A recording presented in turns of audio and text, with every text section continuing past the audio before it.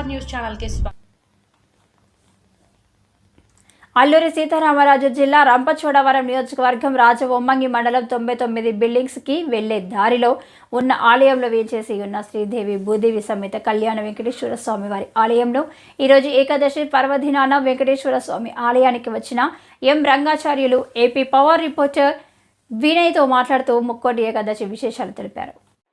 సూర్యుడు ఉత్తరాయానికి మారే ముందు వచ్చే ధనుర్మాస శుద్ధ ఏకాదశి లేదా మార్గశిర శుక్లపక్షంలో వచ్చే శుద్ధ ఏకాదశినే వైకుంఠ ఏకాదశి లేదా ముక్కోటి ఏకాదశి అంటారు। ధనుర్మాసంలో వచ్చే ఈ ఏకాదశి అంటేనే శ్రీ మహావిష్ణువుకి ఎంతో ప్రీతికరం। అసుర బాధలు భరించలేక దేవతలు బ్రహ్మతో సహా వైకుంఠం వెళ్లి ఉత్తర ద్వారం దాటి శ్రీమన్నారాయణుని దర్శించి తమ బాధలను విన్నవించి స్వామి అనుగ్రహంతో రాక్షస పీడ నుంచి విముక్తులయ్యారు। ఏకాదశి తిథి నాడు దేవతలందరూ ఉత్తర ద్వారం గుండా వెళ్లి వైకుంఠంలో శ్రీమన్నారాయణుని దర్శనం చేసుకోవడం వల్ల వైకుంఠ ఏకాదశి అని అంటారు। దివి నుంచి భువికి దిగి వచ్చిన 3 కోట్ల దేవతలకు గరుడ వాహనధరుడైన మహావిష్ణువు దర్శన అనుగ్రహం ప్రసాదించడం వల్ల ఈ రోజుని ముక్కోటి ఏకాదశి అని కూడా పిలుస్తారు। దీన్నే హరివాసరమని, హరిదినమని, వైకుంఠ దినమని అంటారు। ఈ ఏడాది వైకుంఠ ఏకాదశి ఎప్పుడు వచ్చిందంటే డిసెంబర్ 22 శుక్రవారం ఉదయం 9:39 తర్వాత ఏకాదశి తిథి ప్రారంభమవుతుంది।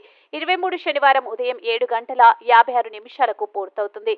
అయితే సూర్యోదయ సమయంలో ఏకాదశి తిథి ఉన్న రోజునే లెక్కలోకి తీసుకుంటారు కాబట్టి ఇవాళ ముక్కోటి ఏకాదశి పర్వదినంగా జరుపుకుంటారు। ఆ రోజున తెల్లవారుజామునే ఏకాదశి గడియలు దాటి పోకముందే ఉత్తర ద్వార దర్శనం చేసుకోవడం మంచిదని పండితులు వచనం। ఏ దేవాలయానికి చూసినా ఈరోజు కేవలం ఉత్తర ద్వారం గుండా మాత్రమే దర్శనాన్ని ఇస్తారు। ఇది ఎందువల్ల అంటే స్వామివారిని ఏకాదశి అనేది విష్ణుమూర్తికి చాలా ఇష్టమైనటువంటి రోజు। మనకి సంవత్సరానికి 24 ఏకాదశులు రావడం జరుగుతుంది।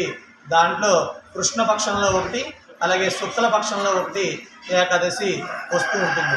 అయితే ఈ 24 ఏకాదశులలోనూ కూడా ఈ ముక్కోటి ఏకాదశి అనేది చాలా పరమ పవిత్రమైనది। ఆ ముక్కోటి ఏకాదశి రోజు మాత్రమే తెరిచి ఉంచుతారు ఈ ఉత్తర ద్వారాన్ని అనేది। మిగతా అన్ని కాలాల్లోనూ కూడా ఏ రోజున కూడా ఎంత విఐపి వచ్చినా ఆ దర్శనానికి మాత్రం ఎలవ్ చేయరు। ఎందువల్ల అంటే రాక్షస సంహారం చేసిన తర్వాత ముక్కోటి దేవతలు అంటే 3 కోట్ల మంది దేవతలు అని చెప్తారు। కానీ కోటి అంటే అది ఒక వర్గం, అంటే ముక్కోటి వర్గాలు అంటే ఒక్కొక్క కోటి అంటే ఒక్కొక్క వర్గం, అంటే మనుషులు ఒక వర్గం, దేవతలు ఒక వర్గం, గంధర్వులు ఒక వర్గం, కిన్నెరులు ఒక వర్గం, కింపురుషులు ఒక వర్గం, ఇలాగా 3 కోటి వర్గాలు ఉన్నాయి। ఆ 3 కోటి వర్గాలకు చెందినటువంటి దేవతలందరూ కూడా ఈరోజు స్వామివారిని ఉత్తర ద్వారం గుండా దర్శించుకోవడం అనేది జరిగింది। ఆ రోజు ఉత్తర ద్వారం గుండా ఎవరైతే దర్శించుకుంటారో వాళ్ళందరికీ కూడా పరమపద అనంతరం వైకుంఠ ప్రాప్తి అనేది ఖచ్చితంగా కలుగుతుంది అన్న ఉద్దేశంతో ఈరోజు ఎక్కడ చూసినా కూడా శ్రీ వైష్ణవ దేవాలయాలన్నింటిలోనూ కూడా ఉత్తర ద్వార దర్శనానికి భక్తులందరూ కూడా పోటీ పడతారు।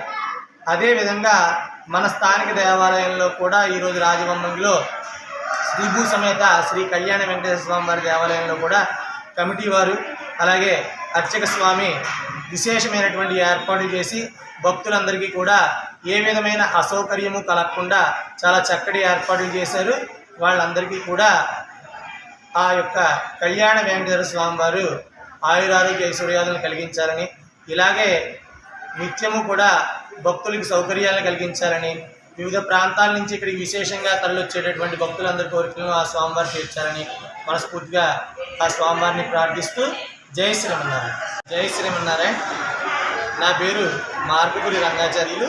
నేను ఈరోజు ఇక్కడికి ముక్కోటి ఏకాదశి పర్వదినంగా 1,00,000 తులసి పూజ చేయించడానికి ఇక్కడికి రావడం జరిగింది।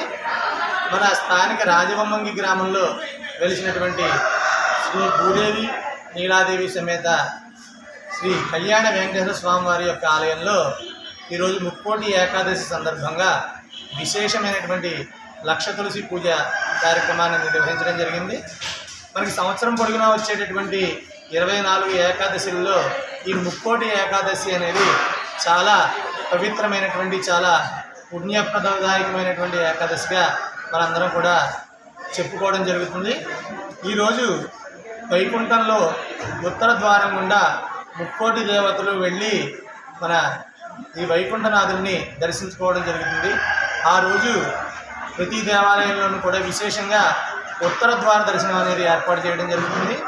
మన దేవాలయంలో కూడా ఇక్కడ ఉత్తర ద్వార దర్శనాన్ని ఏర్పాటు చేశారు. ఈరోజు విశేషంగా జరిగినటువంటి లక్ష తులసి పూజలు అలాగే అన్నదానంలో కూడా చాలామంది భక్తులు సుదూర ప్రాంతాల నుంచి ఇక్కడికి వచ్చి పాలు పంచుకోవడం జరిగింది. ఈ లక్ష తులసి పూజలో స్వామివారికి చాలా ప్రీతికరమైనటువంటి తులసి దళాలతోటి పూజ చేయడం జరుగుతుంది.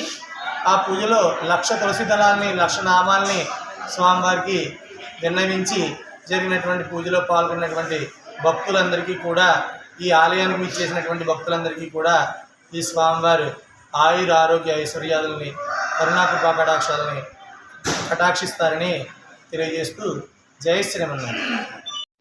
Please subscribe our channel AP Power News.